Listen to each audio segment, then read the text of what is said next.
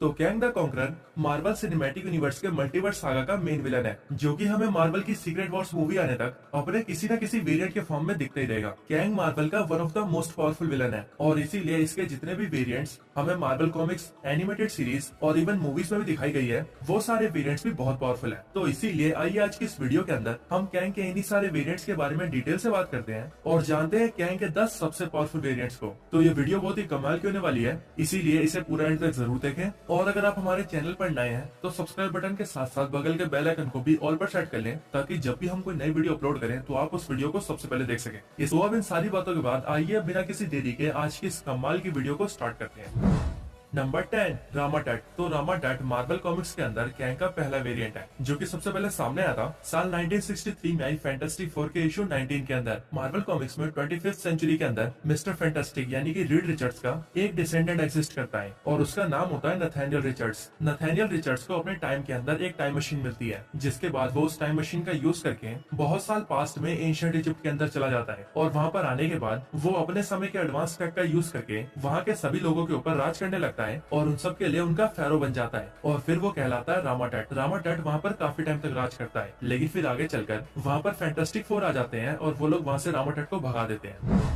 Number 9 he who remains. तो जैसे रामाटट Marvel comics में कैंग का पहला वेरिएंट है, ठीक वैसे ही हु रिमेन्स एमसीयू के अंदर दिखने वाला कैंग का पहला वेरिएंट है। कैंग का ये पहला वेरिएंट एमसीयू के अंदर सामने आया था साल 2021 में आई लोकी सीरीज के फाइनल एपिसोड के अंदर। He who remains 31st century से बिलोंग करता है, जो कि अपने टाइम के अंदर अलग अलग यूनिवर्सेस और उन यूनिवर्सेस में रहने वाले अपने अलग अलग वेरिएंट्स के बारे में जानता है। और जब उसे इन सब के बारे में पता लगता है तब वो अपने लिए एडवांस गैजेट्स को इन्वेंट करता है और उनकी मदद से अपने बहुत से वेरिएंट से मिलता भी है। लेकिन आगे चलकर जब उसके सारे वेरिएंट्स के बीच एक वॉर छिड़ जाती है, तब ही हु रिमेन्स अपने लिए एक सेक्रेट टाइमलाइन क्रिएट करता है और अपने उस सेक्रेट टाइमलाइन को अपने दूसरे वेरिएंट से बचाने के लिए वो टीवीए को भी क्रिएट करता है और फिर उसके बाद से वो अपने सेक्रेट टाइमलाइन के ऊपर रूल करने लगता है। ही हु रिमेन्स भी कैंग के बाकी के वेरिएंट्स की तरह ही बहुत ही ज्यादा पावरफुल है। इसके अलावा वो अपने एडवांस टेक की मदद से वो टाइम में होने वाली हर एक घटना के बारे में जानता है और इसीलिए किसकी डेस्टिनी क्या होगी ये सब कुछ ही हु रिमेन्स ही लिखता है। और यहाँ तक कि लोकी सीरीज के फाइनल एपिसोड के अंदर जब सिल्वी ही हु रिमेन्स को मार देती है, तब उस वक्त पर अपनी मौत भी ही हु रिमेन्स खुद ही चुनता है।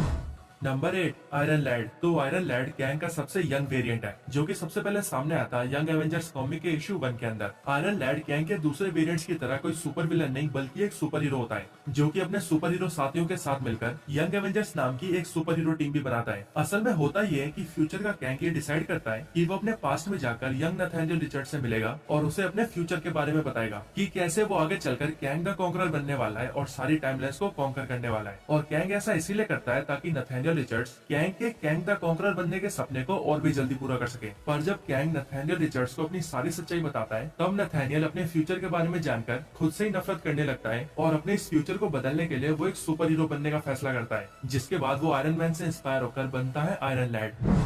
Number 7 Kamala Kang. तो कमाला कैंग कैंग का एक ऐसा वेरिएंट है जो कि मिस मार्वल है। कैंग की ये वेरिएंट सबसे पहले सामने आई थी साल 2018 में आई इन्फिनिटी वॉर्स कॉमिक सीरीज के अंदर। इस स्टोरी लाइन के अंदर थैनोस की बेटी गमोरा सारे इन्फिनिटी स्टोन्स को हासिल कर लेती है और फिर वो इन्फिनिटी स्टोन्स का यूज करके पूरी की पूरी रियलिटी में चेंजेस कर देती है और यूनिवर्स के बहुत से 2 कैरेक्टर्स को एक साथ मर्ज कर देती है। और इसी तरह से कैंग के साथ मर्ज होती है मिस मार्वल, जिसके बाद क्रिएशन होता है कमाला कैंग का। कैंग के इस वेरिएंट के पास कैंग और मिस मार्वल दोनों की पावर्स होती है, यानी कि कैंग का जीनियस माइंड और एडवांस टेक और मिस मार्वल की inhuman powers.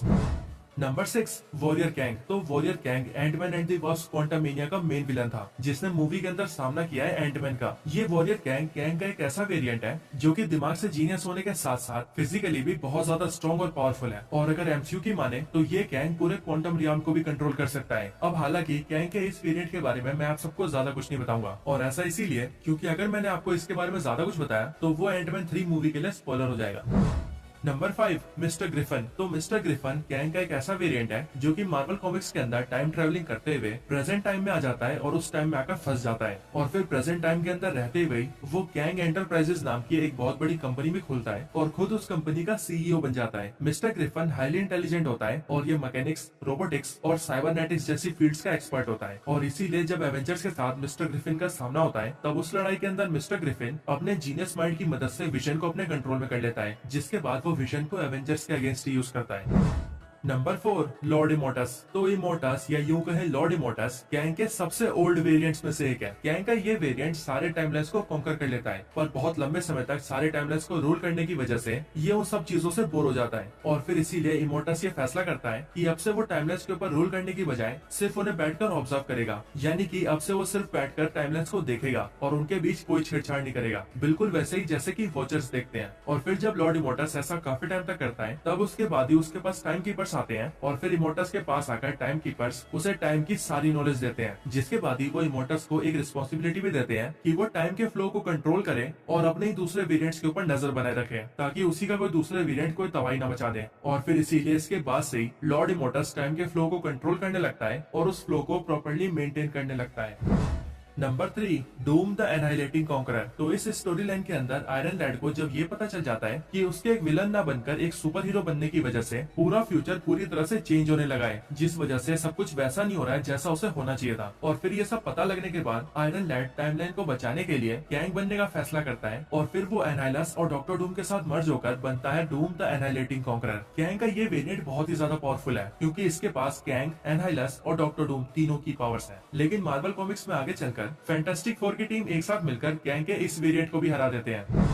Number 2, Scarlet Centurion. तो स्कारलेट सेंचुरियन को आप कैंग का one of the most powerful variant कह सकते हैं और पावरफुल होने के साथ ही ये कैंग का one of the most dangerous variant भी है। कैंग का ये वेरिएंट यानी कि स्कारलेट सेंचुरियन बिलोंग करता है अर्थ 6311 से और इस स्टोरी लाइन के अंदर जब कैंग एंशिएंट इजिप्ट से भाग रहा होता है तभी उसी दौरान उसकी मुलाकात डॉक्टर डूम से होती है और फिर जब वो डॉक्टर डूम से मिलता है तब कैंग और डॉक्टर डूम के बीच बहुत सारी बातें होती है और फिर वहीं पर कैंग डॉक्टर डूम की बातों से बहुत ज्यादा इंस्पायर्ड हो जाता है, जिसके बाद वो बनता है स्कारलेट सेंचुरियन। स्कारलेट सेंचुरियन बहुत ही पावरफुल है और ये एवेंजर्स से भी कई बार फाइट कर चुका है, जिन फाइट्स के अंदर इसने ज्यादातर एवेंजर्स को हराया ही है। पर मार्वल कॉमिक्स के अंदर बहुत सारी कोशिशों के बाद ही सही लेकिन एवेंजर्स इसे हरा ही देते हैं और फिर जब ये एवेंजर्स से हार जाता है तब ये अपने स्कारलेट सेंचुरियन के फॉर्म को छोड़ देता है।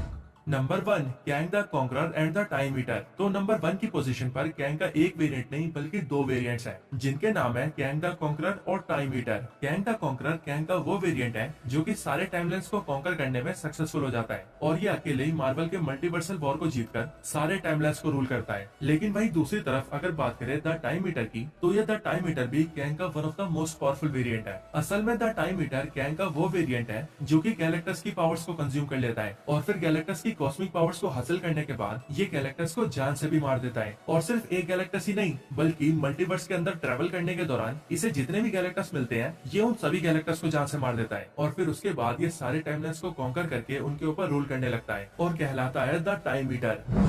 तो यही कैंग के 10 सबसे पावरफुल वेरिएंट्स के ऊपर एक वीडियो थी। आपको ये वीडियो कैसी लगी मुझे कमेंट्स में जरूर बताएं और अगर आपका कोई और रिकमेंडेशन हो तो वो भी जरूर बताएं। और चैनल की और भी कई कमाल की वीडियोस देखना चाहते हैं तो मैंने कई कमाल के वीडियोस के लिंक डिस्क्रिप्शन में डाले हुए हैं। अगर आप चाहे तो डायरेक्टली डिस्क्रिप्शन में दिए लिंक को यूज करके उन सारी वीडियोस को चेकआउट कर सकते हैं या फिर आप हमारे चैनल में भी जा सकते हैं जहाँ पर आपको हमारी वीडियोस के सारे कलेक्शन मिलेंगे। तो बस आज की इस वीडियो में इतना ही। इस वीडियो को यहीं पर एंड करते हैं। ये वीडियो अच्छी लगी हो तो इसे लाइक जरूर करें, चैनल को सब्सक्राइब नहीं किया तो अभी कभी सब्सक्राइब करें। बाकी मैं आपसे मिलता हूँ ऐसे किसी और बेहतरीन वीडियो में, तब तक के लिए गुड बाय।